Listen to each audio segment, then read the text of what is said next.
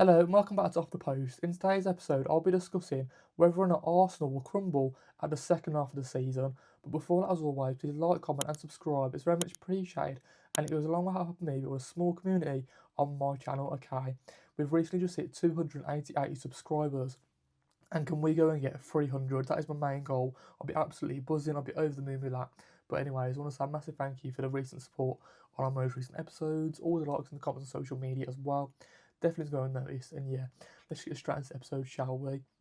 For me, when we talk about Arsenal this season, they have been fantastic, haven't they? Considering they are first in league, 4 points ahead of Man City and Aston Villa in second and third. And for me, you know, I really do feel like they've got the best chance of winning the Premier League still this season. I truly do believe that. Then again, I must admit, watching them this season has been a bit of a struggle because it hasn't been free flowing football. It hasn't been all out attack. It hasn't been what we expected from them with their certain attackers that they brought in. British Eze hasn't really been on form.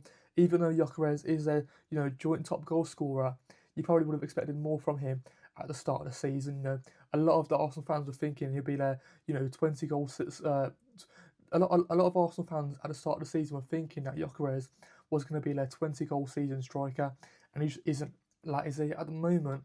If Arsenal do win the Premier League, they're on course to win the Premier League with the lowest goal scorer in the whole Premier League history. Okay, the lowest goal scorer for a Premier League champion is on 13 goals, and that was Frank Lampard with Chelsea in 2004-2005. So from that point of view, it is a little bit embarrassing that you don't have a top goal scorer, considering it's a little bit embarrassing that your top goal scorer has only got 5 goals, and you've already and we're in January. You know what I mean? At the moment, you know, Victor Gyökeres is level on goals with Leonardo Trossard. Both have 5 goals each, and for me, it's really weird because Arsenal do have the attacking quality there, don't they?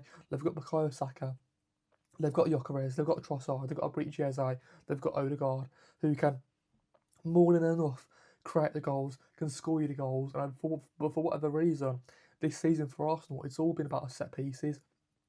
It's all been about getting those 1-0 victories, those 2-1 victories over the line. I can't remember the last time Arsenal won 3 or 4-0. Now, don't get me wrong, Arsenal are already in 4 competitions at the moment, aren't they? They're still competing in the Champions League, in the EFL Cup, in the FA Cup, and in the Premier League, of course. So you've got to think to yourself, when it comes down to those crunch times in those 4 competitions, which one is Mikel Arteta going to take seriously? Don't get me wrong, he's got to take the Premier League seriously. They can't go another year without the Premier League title, can they? Because at the moment, they're currently on 22 years without a Premier League title. And that'll be absolutely embarrassing, considering the considering the lead they've got at the moment. 4 points is massive. A few weeks ago, there was 7 points in the lead of Man City, of Aston Villa as well. But losing against Manchester United last weekend, I feel like it's put a lot of doubt into Arsenal fans, and it's put a lot of worry into them as well, thinking that their team might struggle a little bit more than they probably first expected. To lose the way they did, okay, obviously scoring the first goal against Manchester United, them coming back and playing free flowing football. That's what probably Arsenal fans were expecting. Their team to do rather than the other way around in Manchester United. The combinations they had between Matthias Cunha, Fernandes, and Bremo, Mainu, all these players, they're looking absolutely amazing under Michael Carrick, aren't they, at the moment? And I'm going to do a video on them probably next week as well, so watch out for that one. But just back onto Arsenal quickly. I can't see where the free flowing football has become this season. They've just won games, and they've just won games by getting them over the line, and there's nothing wrong with that. But it's just a little bit boring. Where's the entertainment factor in Arsenal's team? They've got more than enough quality to do so. I'm not saying that whatsoever. I truly do believe they are the best team in the league this season. They've got the best defence. They've got one of the best midfields in the league. But for me, it's just their attack. Their attackers, for example, right, Bukayo Saka hasn't scored in 13 games. Victor Gyökeres hasn't scored in a few games. Trossard hasn't scored in like 5 games either. There's a few of these stats are combining for a very boring set up for Mikel Arteta at the moment. They are going through a tricky spell at the moment, aren't they, Arsenal? So for whatever reason, they've got to find a way out of it. They've got to, whether that's, having a nice game, whether that's getting a comfortable victory in the Champions League tonight at the time of recording on, Wednesday evening at least. They're playing somebody in the Champions League and then they've got Leeds United at the weekend. So whether they can go on a nice little impressive, two game win result against those two sides, that might give them the confidence booster that are much needed to go on and potentially, you know, keep them in the Premier League race, keep them in the, you know, hunt for those like Premier League champions title at least, anyways.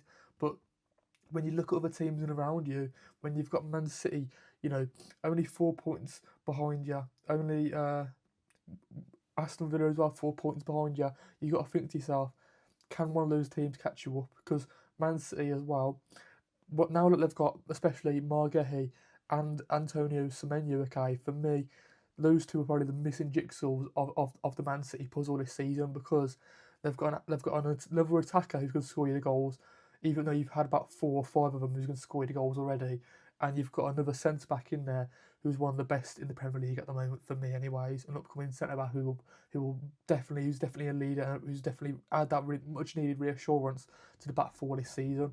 That's probably one of the only key issues that I had with Man City this season, their defence. And now they've got it sorted out, I truly do believe Man City will be challenging them. For me, if we just quickly talk about the Leeds game, okay, it's not going to be a walk in the park for Arsenal whatsoever, is it? It's at Ellen Road, the home of Leeds United. For me, I feel honestly, it's going to be a very tricky one. I could see this, being like a 1-0, 2-0 game, 2-1 game for Arsenal. Don't get me wrong, I feel like they most likely will win, but it's going to be the scruff of the neck from Arsenal. I honestly, truly do believe that. When we talk about Arsenal this season, okay, in certain games, the players almost look lost. It looks like they've not played with each other before. Those midfield combinations, for whatever reason, don't seem to be working. Mikel Arteta has tried a breach Jeze next to Martin Odegaard. That hasn't worked. He's tried a breach Jeze on the left. That hasn't worked. He's found some form with Martinelli coming in. He's found some form with, Gabriel Jesus coming in. But then again, it didn't really work against Manchester United, did it either? So maybe Gyökeres should have started that game, considering he scored in the Champions League in that week. And then it also, Declan Rice next to Zubimendi has worked at times. For me at the moment, it looks like the players are a little bit lost. It looks like I'd rather, recycle possession rather than take a risk, rather than play the ball forward, rather than, create a goal scoring opportunity. Don't get me wrong, Mikel Arteta does like to recycle possession between the midfielders, between the attackers, to try and keep hold of the ball if, scoring opportunities become available to you. So then you can recycle it and potentially create another opportunity. But again, that's not really free flowing at the moment, is it? It's not really working, and for whatever reason, I don't know if it will against Leeds United at the weekend. It might take them quite a while to get going, just because of the way Leeds United have set up this season, and they are a force at home, aren't they? At Ellen Road, it's going to be very tricky for Arsenal. I do believe that. And just coming off the back of a loss against Manchester United 3-2, you've got to think to yourself, Liverpool probably will be low on confidence. So maybe we'll have to see who does start at the weekend for Arsenal. Is it Gyökeres? Is it Gabriel Jesus? Is it Martinelli? Is it Trossard? They've got a massive squad, and it just depends. Who's the best fit to win you the game. At the moment, for me, you've got to put Trossard in there because he does score you the goals. You've got to put Gyökeres in there because he does score you the goals. But he probably is your fourth choice striker at the moment, isn't he? You've got, Havertz, you've got Mikel Moreno, you've got Gabriel Jesus, and then it's probably Gyökeres, even though, he probably should be starting. I think he just needs to run a game still. I need to get him, his confidence up there, to get him, scoring a few goals in the Champions League, in the EFL Cup maybe. And then I think that's all they're missing, because their defence is top notch. They highly concede goals, and when they do, they always come back and they potentially win the games, even though they didn't at the weekend, of course. Stereotypically, this season that has happened. That's majority been the case, hasn't it, so far this season for Arsenal? And then, Leeds United, they do have players that can hurt you. Dominic Calvert-Lewin this season, Anton Stash this season. Jack Harrison as well, sometimes here and there, has been a bit crucial to their season as well. I do truly believe that Leeds do have a good squad and could hurt and could play for like a best case scenario. I reckon Leeds could get like a 1-1 draw out this game. I generally do believe that. But if I had to give you my little score predictions at the moment, it probably would be 2-1 Arsenal. That's what I truly do believe. Let me know in the comments down below what the score predictions you would give for this game. How do you feel about Arsenal in the second half of the season? Can they crumble this Premier League title? How do you feel about Arsenal potentially winning the league with the lowest goal scorer in there? Victor Gyökeres, can he score some more goals at the back half of the season? What's happened to Bukayo Saka this season? He's not scored for 13 games. Okay, what an absolute earth is going on with his his season. He's going through a disappointing spell at the moment, isn't he, Bukayo Saka? And he needs to find his form. What's happened to the players as well? Abrici Eze, Trossard, all these types of players are not really playing that well either. Can you think? Do you think Man City can catch up to, Arsenal in this title race? And can they? Would Arsenal take other competitions more serious rather than the Premier League, or would they want to break that 22-year gap of waiting to get that Premier League title over their belts? But anyways, before that, as always, please like, comment, and subscribe. It's very much appreciated. It goes a long way with me build a small community on my channel. We've recently just got 288 subscribers. I'm absolutely over the moon with that. I can't believe it. Honestly, it was amazing. So yeah, I truly do hope you have a good rest of your day, and I'll see you guys in the next one. Peace out.